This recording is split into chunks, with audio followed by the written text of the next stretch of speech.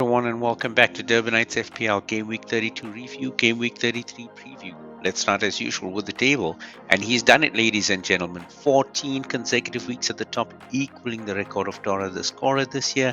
15th week in total that Fataliteam's been leading the league, and with just 6 weeks to go, he's got to defend a single-digit lead to see if he can get the championship this year. Now, looking at the rest of the table, no changes in position, but a few gaps narrowing and others widening as we go into these last 6 weeks. Let's look at which players made a difference. So, in the player selection, looking at the staples, just 5 of them this week. Cole Palmer now with 9 out of 10 managers taking a chance on the on-form midfielder. William Saliba still holding strong in that Arsenal defense. Alphonse Areola is there by 6 out of 10 managers, but with his injury, which might be a bit long term, he might see that dropping. Erling Haaland is making his way back into teams now. Man City have a great run of form, and even though he's not in the best form yet, if he starts firing, he could be a game changer. And Phil Foden letting down a lot of managers last week, coming on because he was on form with his hat trick, but then not playing the game last week at all. And this week he's doubtful. Looking at the differentiators, Pedro Porro definitely helping with a goal last week as well as the clean sheet, and James Ward-Prowse, Jordan Pickford, and Carlton Morris all picking up points. 3 out of 10 managers scoring there, and Ollie Watkins owned by 4 out of 10, but giving surprising points to just 2 out of 10 this week. Now, looking at the hits and misses, on the hits, you've got Stonewall, so good defensive performance by the backline for MSK and Zax, both of them picking up 25 plus points from the backline, and then Azra managing to keep pace with them, picking up 23 points from her strikers. But if we look at the misses for this week, 2 managers, Zax and Hassan, having Watkins as their third sub on the bench, so not getting those massive 13 points this week, and Ami and Squish ending up with 20 points on the bench, earning the hot bench for this week. Now, looking at our best possible selection from the team there, not a bad one. Pickford at the back, Porro, Zinchenko, and Scar forming the back line, and then Ward-Prowse, Salah, Saka, and Luis Diaz. Is one of the few times that we've only had 4 midfielders, thanks to the good work by the forwards this week. Morris, Watkins, and Haaland, all of them weighing in, and a pretty good, strong bench. Now, that would have been 96 points this week and 117 with the bench boost, but at terribly high cost. When you have Mo Salah and Haaland on the team, you're definitely in trouble when it comes to cost. So not a very affordable team, and not for the return that it's come up with as well. But let's leave that and move on to the fixture rating for the weeks ahead. Now, quite a few teams with good game weeks coming up. Brentford's got 3 definitely winnable games for them, so you might want to start looking at their players. Not only Tony, but also looking at some of their Wissas also back, also looking at some of their defenders. Liverpool have got Crystal Palace, then Fulham and Everton in the next 2 weeks. That derby game could be tricky, but remember they're chasing for the title, so they are not going to leave anything behind before they take on West Ham. Manchester United in such let's say such unpredictable form, but they've got Bournemouth, Sheffield United, and Burnley coming up. Those should be 3 winnable games for United. You might be looking here at Garnacho and or Højlund to start making a difference, or maybe Bruno Fernandes with another cracking goal. City, as I said, a lot of winnable fixtures coming up for them. Just depends which players are on form. De Bruyne is starting to do well as well. You might want to have a look at him. Then looking at Notts Forest, again, they're starting to fight out of relegation. They've got Wolves and Everton coming up before they say City. Chris Wood has been scoring for them as well, so you might want to have a look at him. And then you've got Gibbs White also on there, and Ilanga. So all of them doing really well for Forest. From West Ham, you've got Fulham, Crystal Palace, really good games, but Jared Bowen is currently, he is actually doubtful to start, so just be very careful with those West Ham fixtures. And then you've got Newcastle, who've got Tottenham this week, which is not a very easy fixture, but looking ahead, Crystal Palace, Sheffield United, very, very good fixtures coming up for Newcastle United. You might want to look at the midfielders. Barnes is doing really well as well, and also look at Isak.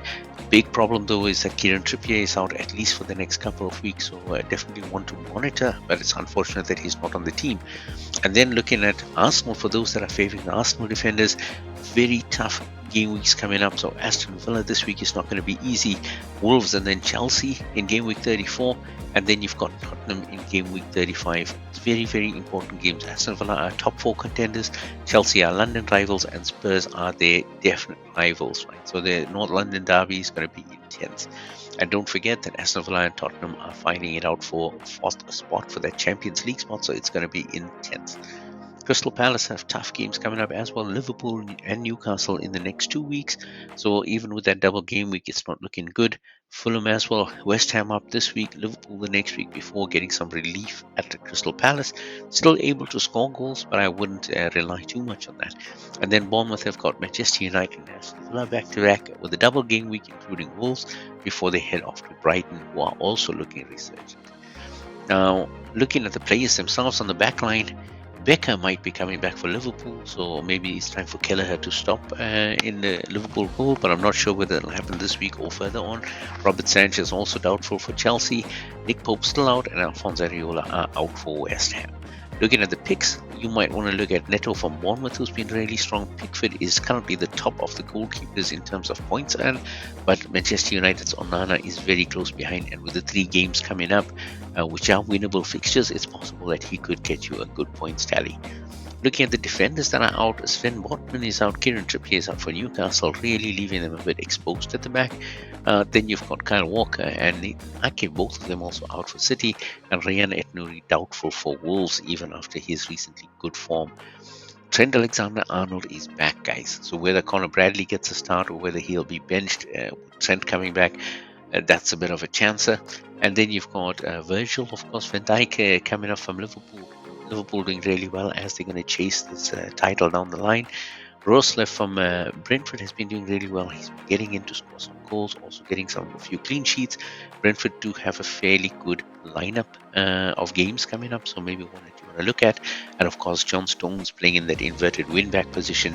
He's getting goals or getting assists, so one to look at for City, especially with Walker and Ake out. I think he'll be guaranteed a game. Now, looking at the midfield, a lot of guys out on midfield. So let's look at from the top. Echan for Wolves is still doubtful and is definitely lacking match fitness. Sinisterra still out for Bournemouth. Neto out for Wolves. Mitoma out for Brighton. And those guys, Neto and Mitoma, are probably going to be out the rest of the season. Richarlison is doubtful, but he might come back. Not sure what his form will look like for Spurs. Foden is doubtful, as we said, picked up a knock for City, so whether he'll play or not is doubtful. Douglas Luiz from Aston Villa, who has been doing really well for them, is now out, so that's a bit of a concern for Villa. Gibbs White for Forest is doubtful, but also their biggest point scorer this season. Marcus Rashford has picked up a knock as well in the game against Liverpool, and he did come off in that game. And then Jared Bowen for West Ham, who is also doubtful. But looking at the picks, a lot of choices here. You've got Cole Palmer, who's been doing really well. Phil Foden as well, and Rodri. So Foden, if he plays, will do well, but depends whether you want to keep that 8 or 9 million on him. Then you've got Jared Bowen in there. Stefan Bruno Larsen, he's been scoring still consistently, and Burnley's got a few games where he could pick up some points. Then you've got Bukayo Saka, the golden boy or star boy, as they say.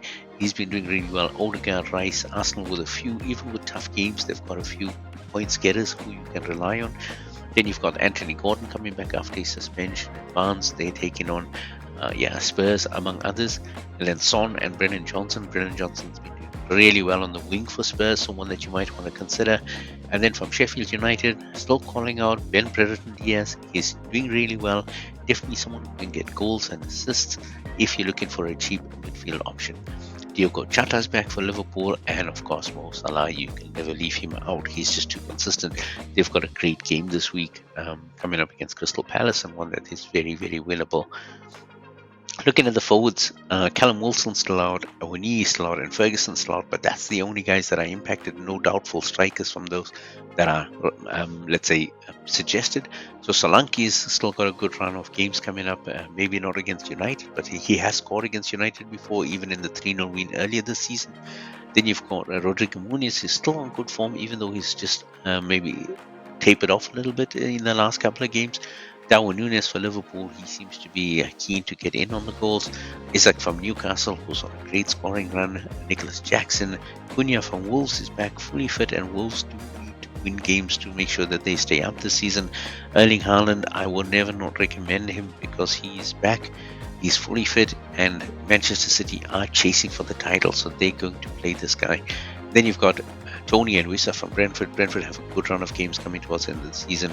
They do need the goals. They need to make sure they secure themselves up in the Premiership, so they're going to be playing some very attacking football.